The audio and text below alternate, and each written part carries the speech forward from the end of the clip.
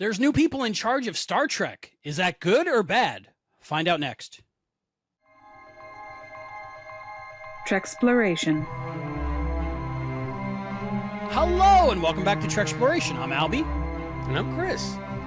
And it looks like there's new people in charge at Paramount, CBS, Viacom, who bought who, 20th Century Fox, Disney.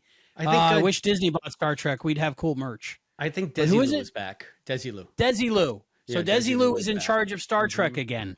So I think the bribe worked. Are we calling it a bribe or are we calling it extortion? Like, do you get mad at the person who was extorted, or do you for paying the bribe, or do you just get mad at the person demanding the bribe? How does that work? Allegedly, that's ignorant.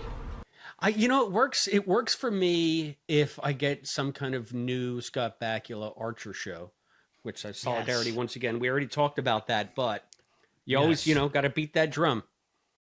Yes, I'll take it. So what have you heard? You read a couple articles? What's the skinny? Yeah, I mean, there were a couple articles, I think one in Deadline or Variety, and then I read them on Trek Movie and that. So just the synthesis that I recall in my head is the new honcho over at Paramount is saying that there are certain things that they want to prioritize. Mission Impossible being one of them. Ooh. I talked to you about that already. Wasn't that movie the last one ever? Yeah, I don't know, but they're saying that's something that they have in their quiver.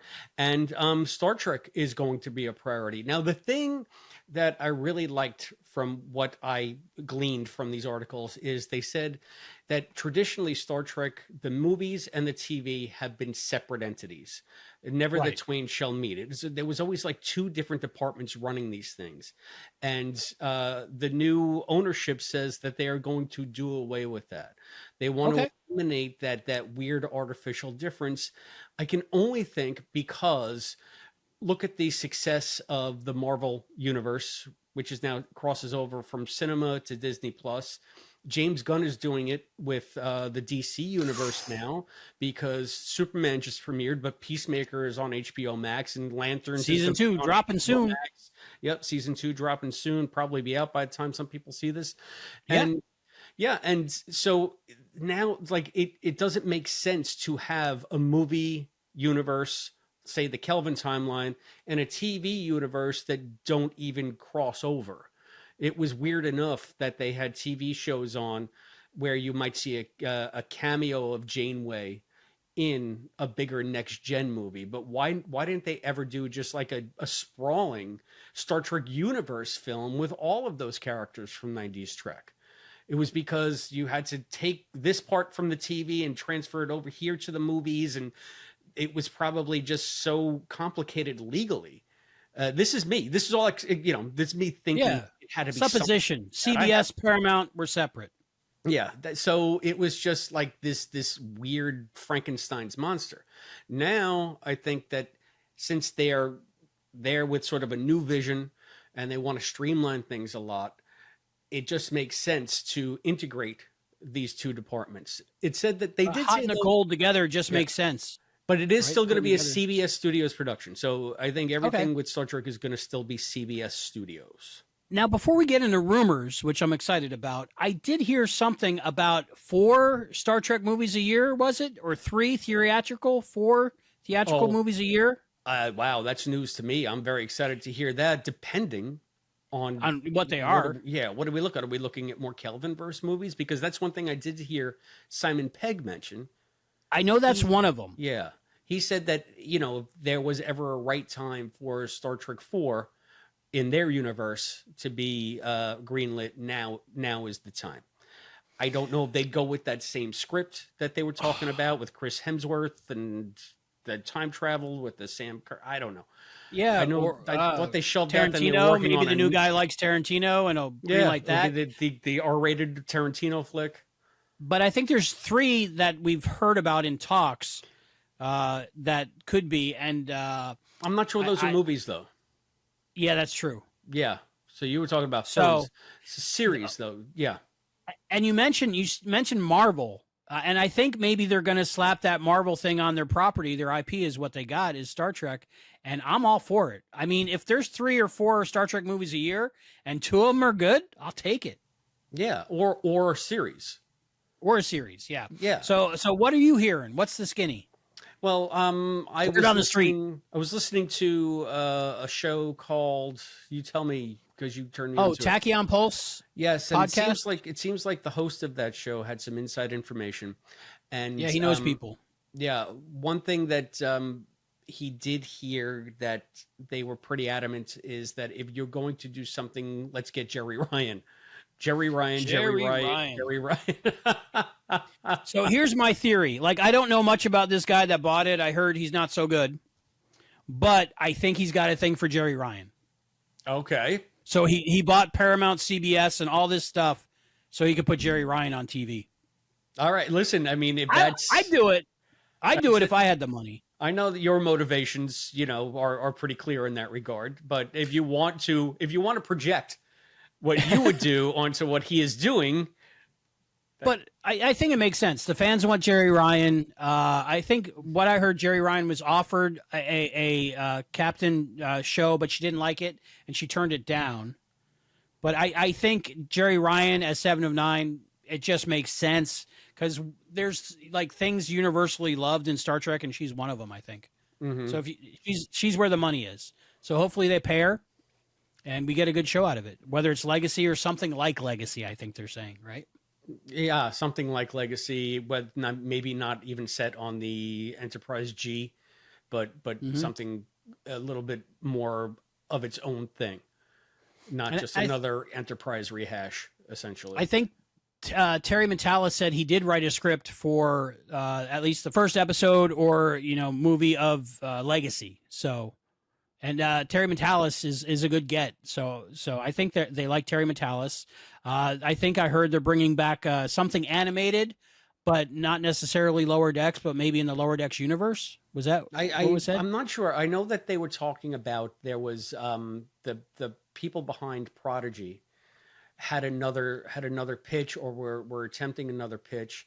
And maybe that one didn't work out, but there is another animated type show on the horizon, not a Prodigy type show, but a different animated show. I don't recall the details of that one. I think that could be interesting, just depending. Yeah. Lower Decks proved that you can do fun animation, and it lends it'd be cool if it was that Deep Space Nine spinoff thing that they were doing with that Starbase. Starbase, what was it, 13 or something? Oh yeah, Starbase 80. And they were wearing all the Enterprise uniforms. Yeah. So maybe that's it. But I think if they were smart, they'd go ahead and bring Lower Decks back. Maybe they're being coy about it, not putting it in the articles and the headlines so they don't demand the high amount of money. Honestly, I don't think they're going to bring anything back that we've all seen new already. Whenever there's a new regime, they want to sweep all the old out and bring all of their stuff in. So we have what here I think is a feeding frenzy of current producers who have done new Trek in the current environment, in the current Paramount Plus environment under the old regime, saying, hey, I have this idea. They just want to get it in front of these people. That's the way I read it. And they're saying it's ready made. It's ready to go. It's out the box. It's already got a fan base. One thing that I did glean from the Tachyon Pulse show that I listened to is that they are intent on streamlining and cutting costs, and whatever deal they cut with the powers that be who are running Star Trek now, I guess Akiva Goldsman being the chief among, they're saying you're not going to get the same deal. It's going to be a different deal and maybe not have the amount of creative control, maybe not have. And again, this is me saying it secondhand from another source, and I'm sorry to keep pointing to another show for a basis of what we're talking allegedly about. It's just the journalist in me really feels like we need to attribute this to somebody. Yeah, these are not rumors just coming out of our butt, and I might be misinterpreting what I heard. But it seems to me the thrust I got is it's a new day is dawning over there, and it's going to be a new way of doing things, and Trek is going to be part of that, which to me is very exciting. Now, there are going to be winners. There are going to be losers. There's going to be some wreckage that they have to step over in order to get to this new vision, whatever it turns out to be. But that's Hollywood, baby. Janeway. A Janeway series. Yeah, I think that they were mentioning something about Janeway as well. I don't know if do we want Kate back? I'd rather have. I always do. I know you're not a fan, but I think I'm a fan. I might become a fan if and when we ever get through Voyager or watch Voyager for Trek. We're working on it. We're working on it. You got job and family. I got family. I'm more of a Janeway fan than I've ever been. I don't absolutely disdain her any longer.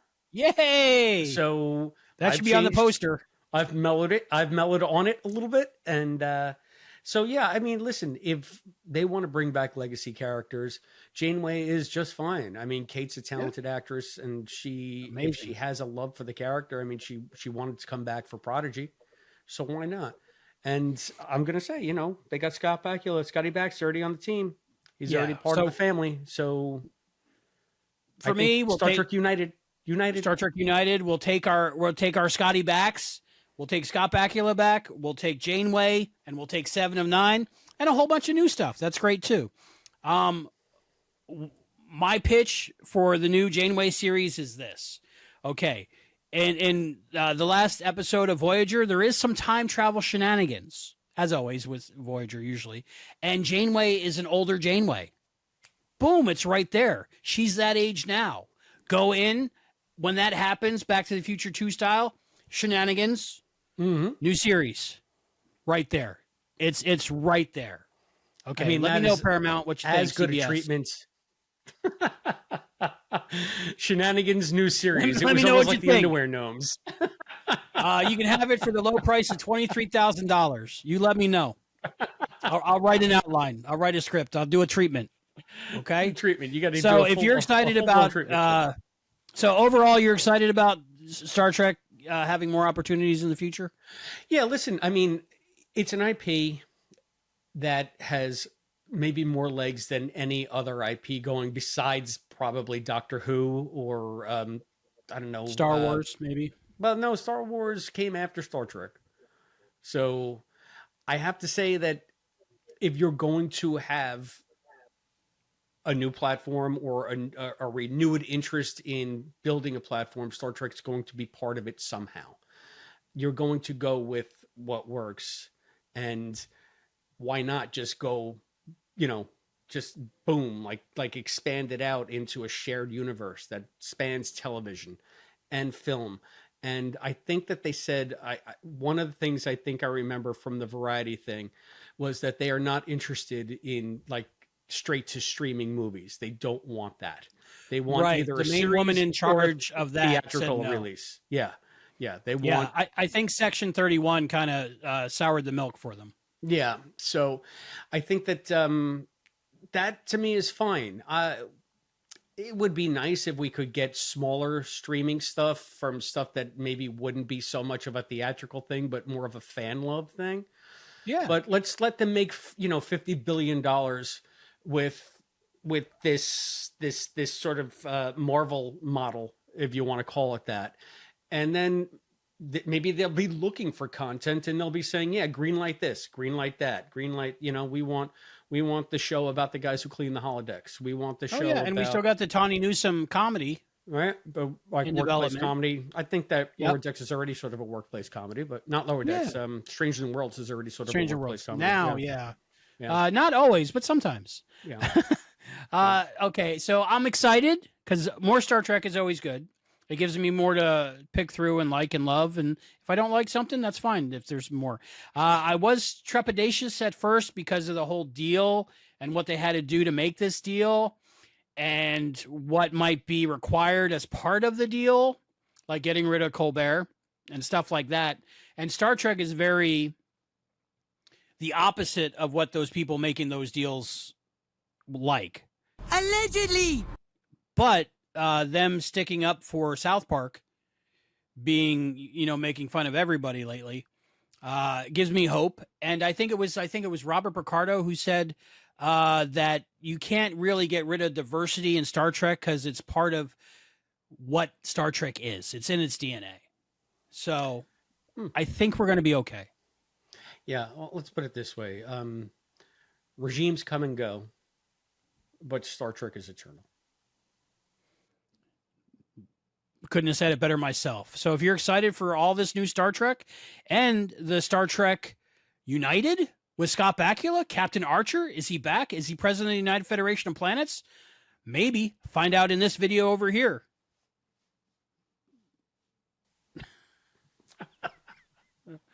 Allegedly!